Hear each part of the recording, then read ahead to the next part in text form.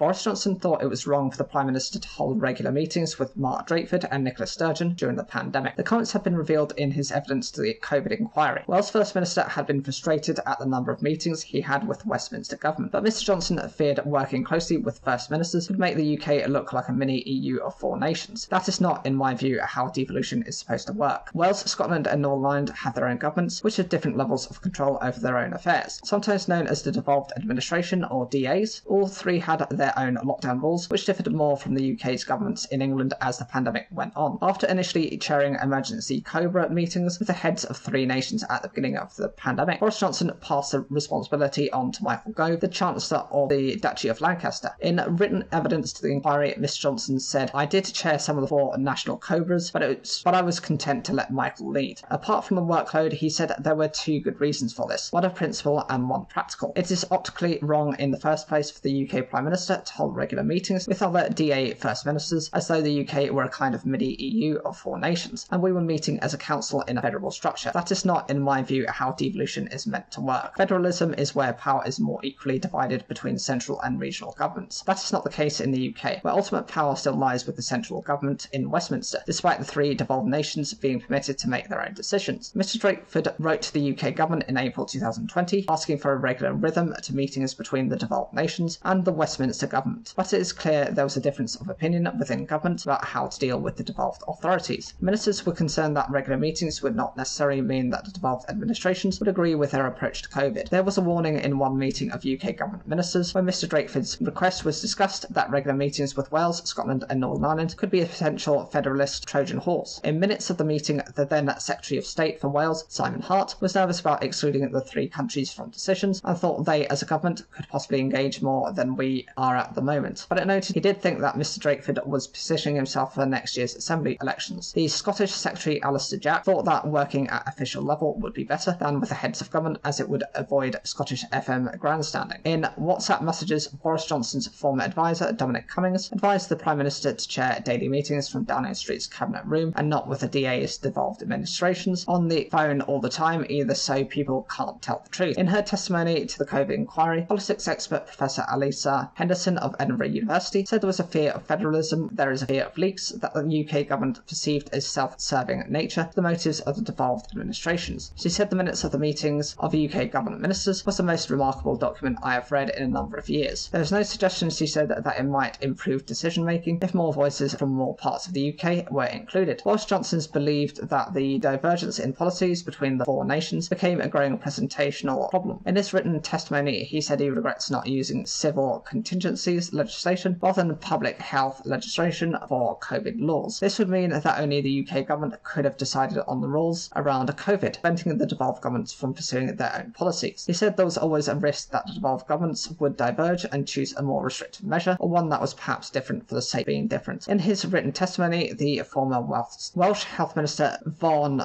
Gething said the meetings between governments were not an open discussion and treated other governments as equals. The